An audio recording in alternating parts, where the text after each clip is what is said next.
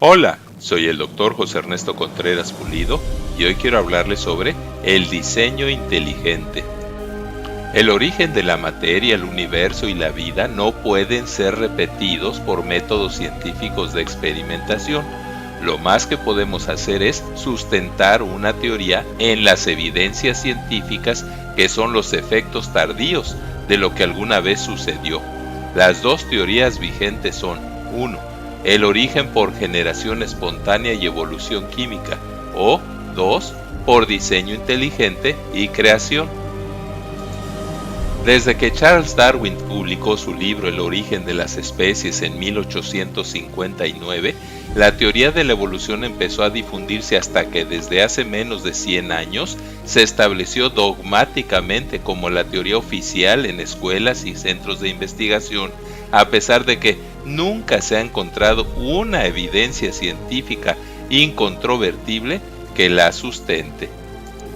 La teoría de la evolución y sus teorías hermanas, el Big Bang, la generación espontánea, el gradualismo, la evolución química, etc., han sido cada vez más puestas en evidencia como insostenibles, sobre todo a partir del descubrimiento de la estructura del ADN en 1953, y aún más desde la creación de nuevas ciencias como la biología molecular, que es el estudio de las biomoléculas o moléculas propias de los seres vivos, como los azúcares, grasa y proteínas, como el ADN, y la genómica, que es el estudio de los genes.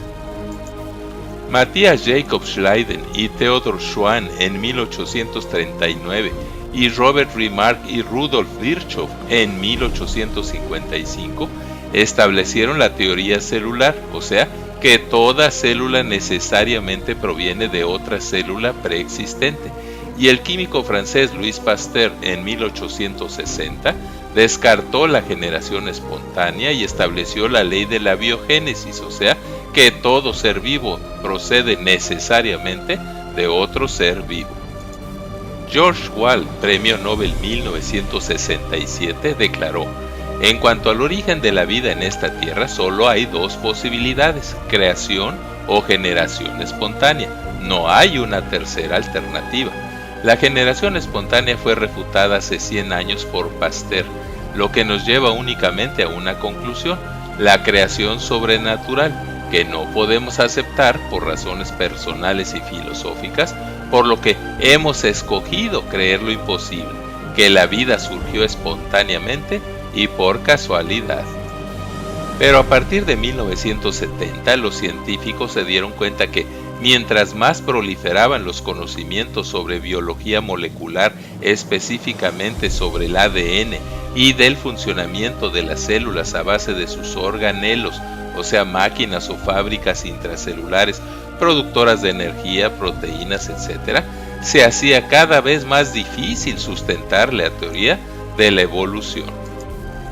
Dean Kenyon en 1969 escribió el libro Predestinación Bioquímica, que dice que los aminoácidos tienen una capacidad intrínseca para unirse a otros aminoácidos y así formar proteínas. Pero Michael Denton en 1985 publicó en su libro Evolución una teoría en crisis, argumentando que, excepto el ARN y ADN, ni una de las más de 30.000 proteínas conocidas tienen la capacidad de almacenar información.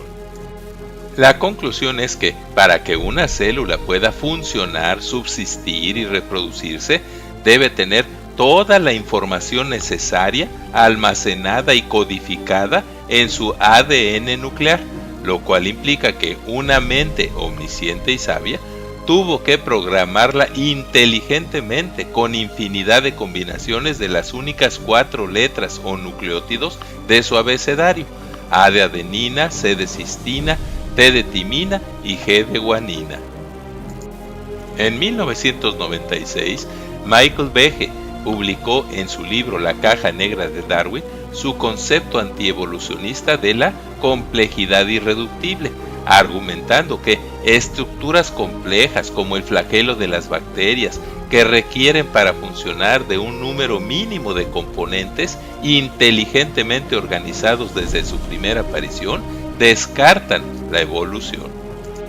Con todos estos hallazgos y más, se concluyó que los postulados de Carlos Linneo, el padre de la taxonomía o clasificación de las especies, eran correctos. Él dijo que cada ser vivo fue creado según su género y especie y que nunca se ha cambiado una especie en otra. A esto se le llama la estasis de las especies y ello descarta la filogenia o parentesco genético de las especies y la teoría de que un ser vivo de tipo bacteria fue el ancestro común de todas las plantas, animales y humanos.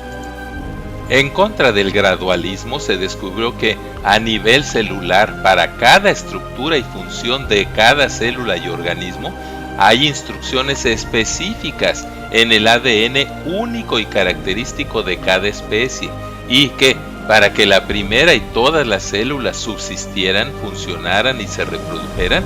debían tener en su ADN toda la información completa e indispensable desde su primera aparición.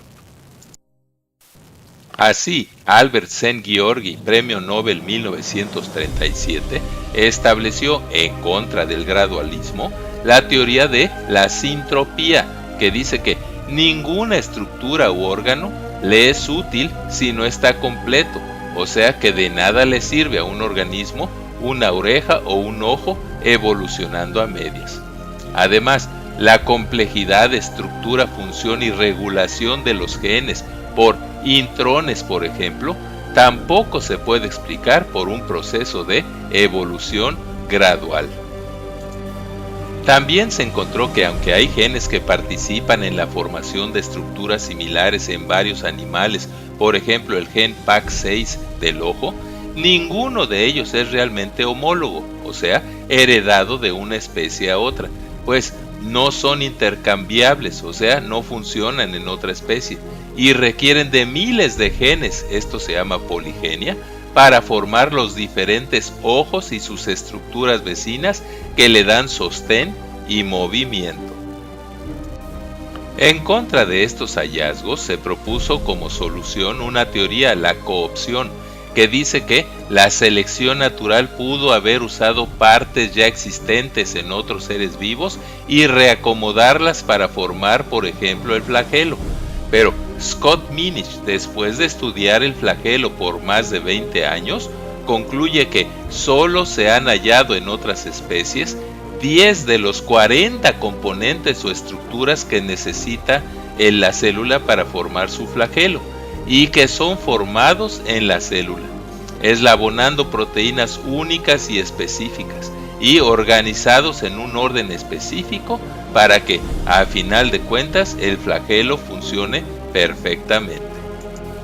Otro argumento incontrovertible en contra del gradualismo es que hay estructuras como el flagelo y funciones como la coagulación de la sangre extraordinariamente complicadas que suceden en cascada, o sea, en una secuencia específica de etapas, como lo hace una construcción de una casa, y que, de no estar presentes todos los factores de la coagulación desde el principio, nunca hubiera sido posible la sobrevivencia del organismo y menos su reproducción. Así, desde 1970, cada vez más científicos descartan al azar como el responsable del origen, por ejemplo, del ADN, que es el libro de la vida, y de las monumentales cantidades de información codificadas en sus 3 billones de nucleótidos A, G, T y C, e en sus 2 renglones paralelos de su estructura en doble hélice. En 1993, el abogado Philip Johnson, en su libro Juicio a Darwin, concluyó que el punto crucial para preservar la vida era el momento en que un ADN y una célula pudieran replicarse el ADN o reproducirse la célula. Sin esta capacidad programada y controlada por el ADN, la formación espontánea de proteínas o de la primera célula por obra y gracia de la casualidad sería irrelevante. Por simple ley de probabilidades, la posibilidad de que una proteína de cadena muy corta de solo unos 500 aminoácidos, que fuera formada por solo aminoácidos levógiros, o sea que desvían la luz a la izquierda, unidos por cadenas peptídicas y eslabonados en una secuencia específica, y que todo esto pasara por pura casualidad, las posibilidades serían de una vez en 10 a los 950 intentos, o sea, un 10 seguido de 950 ceros, o sea que sería imposible. Hasta fines del siglo XX se creía que las dos premisas indispensables para que se originara la vida eran la materia y la energía, pero desde principios del siglo XXI se ha agregado una premisa más, que es que haya la presencia de información, por supuesto en el ADN, capaz de ser transmitida, identificada, traducida y transformada en acciones concretas como son la formación de proteínas específicas. En el mundo, aunque nunca conozcamos al diseñador, es fácil identificar que una punta de flecha, un hueso labrado, una vasija de piedra y un reloj o computadora fueron diseñados y creados por una mente inteligente. También podemos identificar que todo lenguaje o idioma, como los jeroglíficos egipcios, es una evidencia inequívoca de diseño inteligente. Pues también son evidencias incontrovertibles de diseño inteligente que en los seres vivos haya en sus estructuras simetría, propósito, función, belleza, combinación organizada de colores y la presencia de diferentes sabores, perfumes y formas, por ejemplo, en las hojas, flores y frutos de las plantas y en las plumas, pelos y cuerpos de los animales. Así, tras 15 años de estudio, Stephen Meyer argumenta que por inferencia, o sea, una conclusión fundamentada en las evidencias, el diseño inteligente es la mejor explicación sobre el origen de la información, o sea, el código genético que hay en el ADN, que es la molécula con la mayor capacidad de almacenamiento de información en el universo y que es el responsable del origen y sustentación de la vida. El biólogo materialista Leslie Orgel, aunque no reconoce que es evidencia de diseño inteligente, escribe: los seres vivos se distinguen de los inanimados por su complejidad específica, pues aunque hay múltiples cristales de formas característicamente diferentes, ninguno de ellos tiene la complejidad necesaria para catalogarlo como ser vivo. La Biblia dice: en efecto, pregunta ahora a las bestias y ellas te enseñarán, a las aves de los cielos y ellas te lo mostrarán, habla a la tierra y ella te enseñará, los peces del mar te lo declararán también. ¿Qué cosa de todas estas no entiende que la mano de Dios la hizo? En su mano está el alma de todo ser viviente y el hálito de todo género humano. Muchas gracias por su atención y es mi oración que Dios les siga bendiciendo ricamente. Amén. Así sea.